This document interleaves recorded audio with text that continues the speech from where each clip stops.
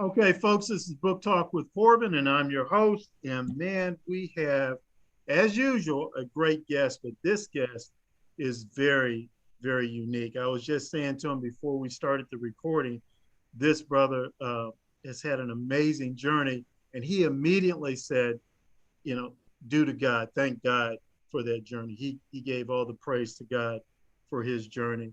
Um, I'm not. I don't know if I can sit here and give you all his academic credentials. Brother, is it true that you got your doctorate at age 24?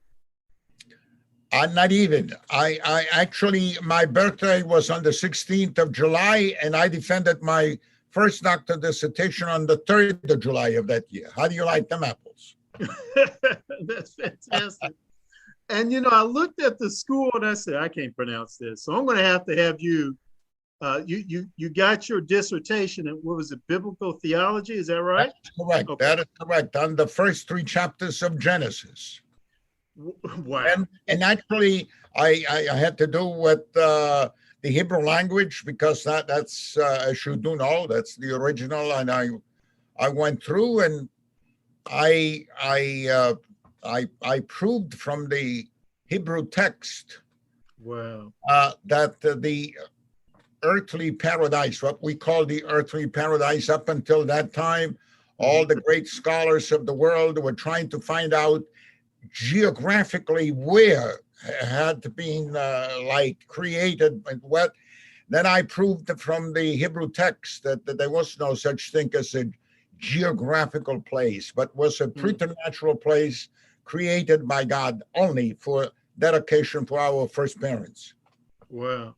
But you had to first study and learn the Hebrew language. That is correct. I always, this is really beautiful because I love the Hebrew language since, I was, I would say 18, and I started and I liked it. It's interesting how many people get so excited. But actually, if you really think straight, the dictionary of the Hebrew language is so limited. So it's not really that difficult, to tell you the truth. I mean, the graphology might be different naturally, but the take for instance, when we talk about the first 3 chapters of Genesis, and that you have the creation. Yes. And in the text, you have that God created the world in 6 days. Yeah, but the word day in Hebrew, as you know, I'm sure that you know, it's yom. Yom means not only one day, but it means an indefinite period of time. So we can always, kind of, you see, I don't have to tell you these things because you already know this, but God wanted to be communicating with the people to whom he was addressing his message. And those people were shepherds, kind of nomads, they were not really, he could not give a treatise on astronomy, for instance, no, he had to be kind of understood by the people to whom communicating, as you know about communication so much, it means that we have to let the people understand what we're saying. Am I right? Yes. I had the privilege of being with a great communicator. I lived with him. His name was Bishop Fulton J. Scene. We had a small audience. Probably, I hope one day you will have it, because we had an audience of only 40 million people, every week, so that was really an incredible thing. And he would always try to communicate.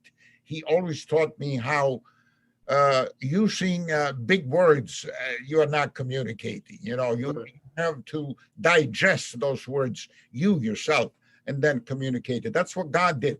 I'm sorry, to digress. No. And you mentioned Bishop Sheen. I actually brought you on to comment on one book, but I found out you wrote a book called Bishop Sheen, mentor and friend. And friend. Yeah, that's right. That was something that I felt that I had to do. It was my duty, because I have lived with this exceptional man, especially during the Second Vatican Council. I was his, we call it peritus, an expert, on those the matters treated at the council. Also the languages, because on the Second Vatican Council we had only one language, and that was the Latin language. So you had to know that language very well. There was no simultaneous translation in those days. So I had this privilege of being with him and being an expert also for the American bishops. It was really a tremendous experience because that was when the church, so to speak, I like to say the Christian world actually updated itself, that in a way, understanding what the modern world wanted us to do. So that was really a great experience. Great, wonderful. But I want to add, just to finish the responding to your question, that book was written almost basing the whole thing on the over 100 handwritten letters that he wrote to me until he died, because almost every month he would write me a letter, and then you could see actually important issues being contained in those letters. There was not really only, well, hello, how are you? Because I was at that time I was stationed in a place called the Vatican, where I spent 26 years of my life. Wow. And reason why I mentioned Bishop Sheen, my father's a minister. He often talked about Bishop Sheen. I think at one point he had a radio program, then it transitioned to a television program. Is that correct? Very, very true. That's interesting that you mentioned this. By the way, I would like to mention the fact that our audience was 40% Catholic, 30% Jewish, and 30% Protestant. I mean, that goes to show you. But before that, he had this radio program. When television came in existence, they thought that the man who had done such a splendid job on the radio, and especially after the time of immediately after the war, there was needed some kind of a special message, a positive message. And that's why the title of one of the shows is Life is Worth Living. Billy Graham, was a great admirer of Bishop Fulton J. Sheen, a friend, and so much so that he was present at the funeral of Bishop Fulton J. Sheen in December 1979 in St. Patrick's Cathedral, just to give you a glimpse of what happened then. Your father was right. Yes. I totally agree. Brother, let's talk a little bit about your book here.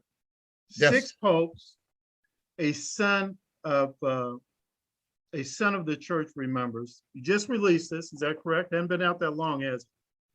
Yeah. Well, I had the privilege of serving these six popes, being with them, working with them, and I never wanted to write anything. My long life as a priest, and long life serving Christianity and humanity, I would say, because we should never forget that we have a common denominator called humanity. A few years ago, here at the United Nations, where I am right now, I was called to say a few words, at the gathering. Every year we have a week, for where all the religions of the world, represented at the United Nations are gathering the representatives. And I said, we have a common denominator called humanity. We should never forget that, and that's what Bishop Sheen always insisted on. So I tried to convey, frankly, I did not want to start writing this book until a friend of mine almost forced me to do it. So many people had asked me all through my life, you got to do it, you had such whatever. an interesting life. I said, well, this is with me and the good Lord. Finally, my friend Chris Roddy insisted, and here I am, with 6 Yes. popes. If you want to show it, it's a beautiful cover. Am I right? Yeah.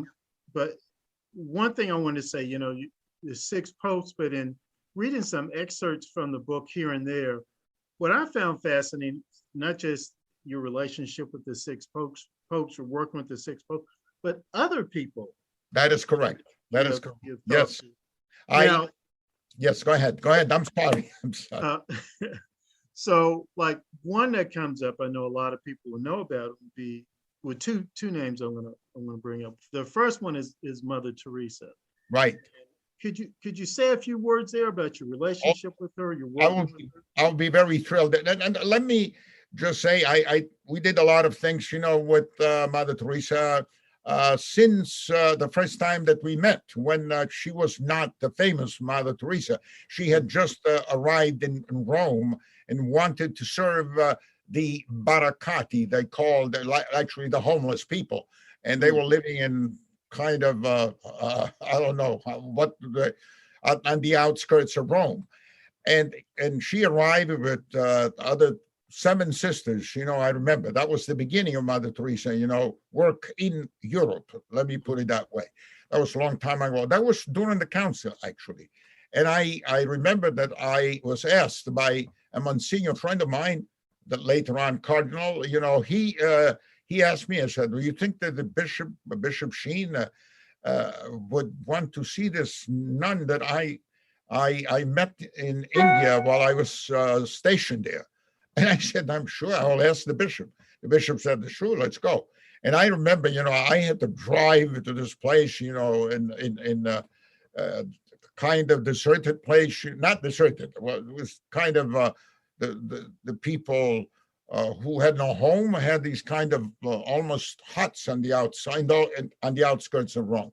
And that was the beginning. But then I have to share with you, and I'm happy to do so, in my office here, I have a few pictures, in my small office here, the Holy See Mission of the United Nations. And I have Mother Teresa in a wheelchair. The last visit of Mother Teresa to New York. And she's in a wheelchair and sickly. And there I am next to her. And she's telling me, she said, well, you remember, when we went to Moscow to open the first house for the homeless? I said, do I remember? Because you gave me so many things to do, I said, yes.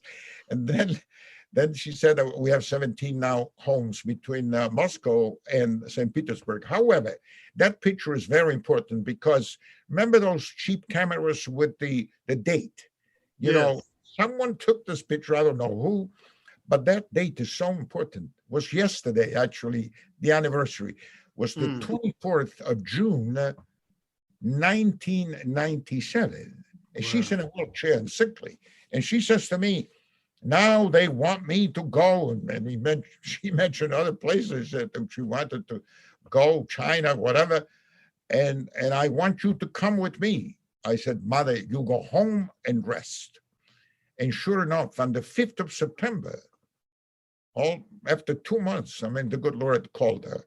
That's a great lesson for all of us. It's not a question of age. We have to try our best to do as much as we can. Whatever the Lord allows us to do, we should do it. Amen. Have you ever, she won the Nobel Peace Prize. Have you ever met any other Nobel Peace Prize winners? I have met other Nobel Peace Prize. Take, for instance, one of my greatest friends in Italy while I was in Rome was a Nobel Prize for Medicine. She was of the Jewish faith. Wonderful, unbelievable. Professor Rita Levi Montalcini, and she was a Nobel, tremendous, wonderful woman. She was a great friend. One day she told me, she said, well, she lived to be well, a long life, let me put it that way. And Mhm. her mind was always so sharp.